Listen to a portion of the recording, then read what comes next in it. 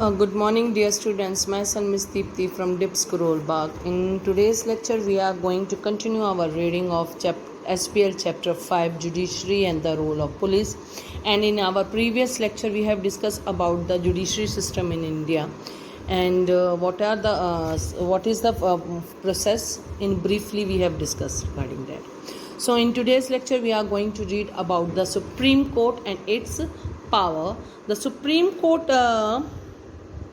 As we know, it is the ultimate court in our country. It is beyond that court, no other court is there. So it is very important court also. So let us read about what is the Supreme Court and what are its functions. Supreme Court performs judicial functions which is divided into original jurisdictions and the appellate jurisdictions. So first of all is the original jurisdictions. Original jurisdiction मतलब कि originally जो main काम है जो उसका that is there. So what does it means? It means the Supreme Court has certain cases which directly comes to it. Such cases are follows: problem between one or two states and the government. Number 2, government of India and one or more state on one side and other one or more states on the other side. Number 3, issue between one state and another. Number 4, cases related to violation of fundamental rights. Number 5, cases related to elections of the president and the vice president.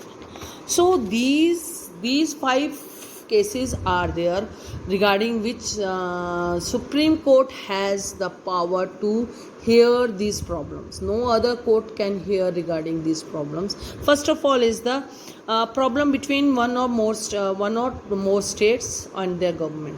जैसे कि for example हम लोग बात करें पंजाब और हरियाणा के बीच में, आप लोग रिसेंटली सुना होगा कि पंजाब और हरियाणा गवर्नमेंट्स के बीच में थोड़ा डिस्प्यूट हो गया है सतलुज रिवर नहर को कैनल को लेकर, जिसमें सतलुज रिवर का वाटर जाना था, हमने डिस्ट्रीब्यूट करना था हरियाणा के साथ में, लेकिन पंजाब ने बंद कर दिया. तो सो ये एक डिस्प्यूट हो गया. तो ये ऐसी वाली जो डिस्प्यूट्स होते हैं इसकी सुनवाई हाई कोर्ट नहीं करता, directly we have to approach supreme court. Supreme court ही ऐसे केसेस को सुनता है.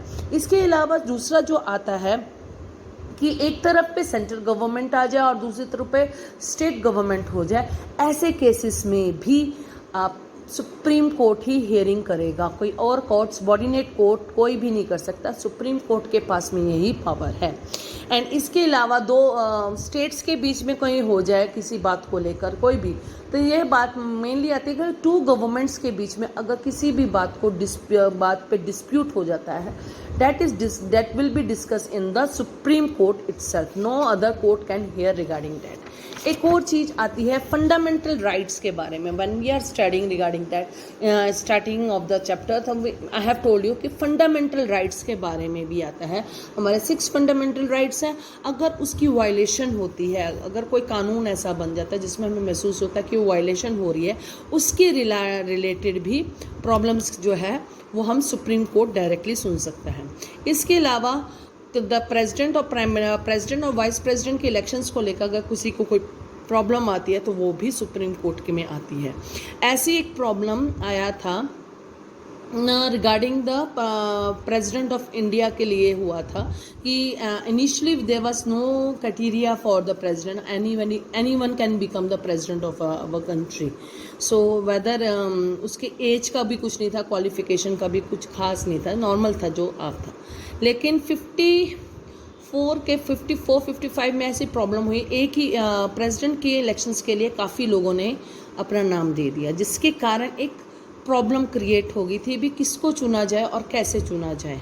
तो वहाँ पर फिर सुप्रीम कोर्ट ने ऑर्डर निकाले थे और सुप्रीम कोर्ट के ऑर्डर के अकॉर्डिंग ही अब उस ऑर्डर के अकॉर्डिंग ही कॉन्स्टिट्यूशन में अमेंडमेंट किया गया और प्रेसिडेंट की क्वालिफिकेशन को निर्धारित कर दिया गया है.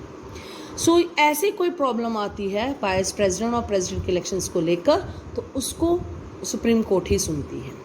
उसके बाद में आता है एपिलिएट जुडिक्शंस. एपिलिएट जुडिक्शंस का मतलब होता है अपनी सी नीचे यानी सबॉर्डिनेट कोर्ट्स की डिसीजंस के खिलाफ जो भी अपील होती है उसको सुप्रीम कोर्ट को लगता है कि वो सुनने लायक है तो वो उसको सुनता है, सुप्रीम कोर्ट सुनता है. So, Supreme Court, as we know that the Supreme Court has the here to decide appeal against the judgment of high courts of any court. ये उसकी मर्जी पे डिपेंड करता है. अगर उसको महसूस होता है कि हाँ सुप्रीम हाई कोर्ट के डिसीजन में कुछ प्रॉब्लम आई है या something it should be amended, तो वो सुप्रीम कोर्ट उस एप्लीकेशन को एक्सेप्ट कर लेता है. अगर नहीं उसको लगता है कि नहीं, वो ये कहता है कि हाई कोर्ट ने बिल्कुल सही जजमेंट दी है, तो वो उसके एप्लीकेशन को एक्सेप्ट नहीं करता है और अपना डिसीजन बता देता है. So such appeals can be made in 3 types of cases. Number 1 constitutional cases, number 2 criminal cases, number 3 is the civil cases. Constitutional cases के बाद में आ जाता है if a high court of certified that the matter needed interpretation of the constitution, then an appeal can be made against the judgment of high courts. अभी high court कोई judgement दे देता है और उसको हाई कोर्ट डिसीजन दे देता है और उसको लगता है कि भी हमें लगता है कि भी इसमें और सुधार की ज़रूरत है, तो हम ऐसे में सुप्रीम कोर्ट का हाई कोर्ट की जजमेंट के खिलाफ सुप्रीम कोर्ट में अपील कर सकते हैं.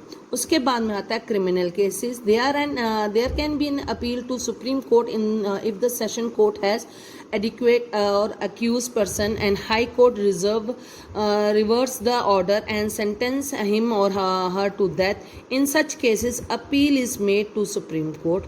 If the high court withdraws a case from the lower court to itself and give a death sentence to accused, appeal can be made in the Supreme Court. अब criminal cases में जैसे हमने पहले discuss किया था कि criminal cases are वो जिसके में क्राइम हुआ हो, जैसे मर्डर हुआ,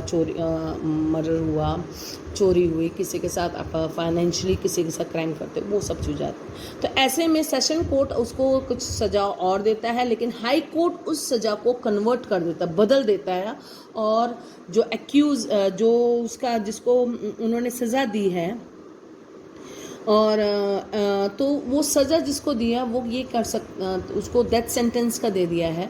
तो ऐसे में डबल डिसीजन होने पर सुप्रीम कोर्ट में आप अपील कर सकते हो.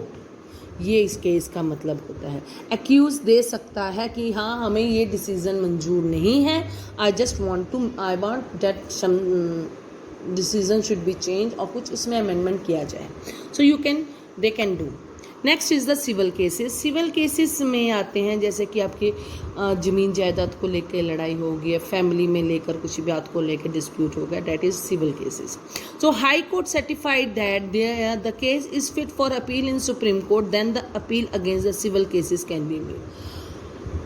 अव्वल तर तो सिविल केसेस को हाई कोर्ट में ही सॉल्व कर दिया जाता है, सुप्रीम कोर्ट जाने की ज़रूरत नहीं पड़ती. अगर हाई कोर्ट लेकिन कोई सिनेरियो ऐसा आ जाता है कि भी हाई कोर्ट को लगता है कि भी हाँ ये जो केस है इसको सुप्रीम कोर्ट में भेजना चाहिए है ताकि वहाँ पर इसकी डिसीज़न सही ढंग से हो जाएगा, या फिर इसका अच्छा नतीजा कुछ भी उसको लगता है कि भी हाँ यहाँ पे कुछ सुप्रीम कोर्ट में ये सही रहेगा, तो वो उसके लिए अपील करने को कह सकता है. अगर हाई कोर्ट कहता है तब हम अपील कर सकते हैं, वरना हम अपील नहीं कर सकते हैं. This is the judiciary of this is the work of the supreme court. और उसके बाद में आ जाएगा एडवाइजरी फंक्शंस की बात आती है, तो वो हम कल पढ़ेंगे. Thank you very much. Have a nice day.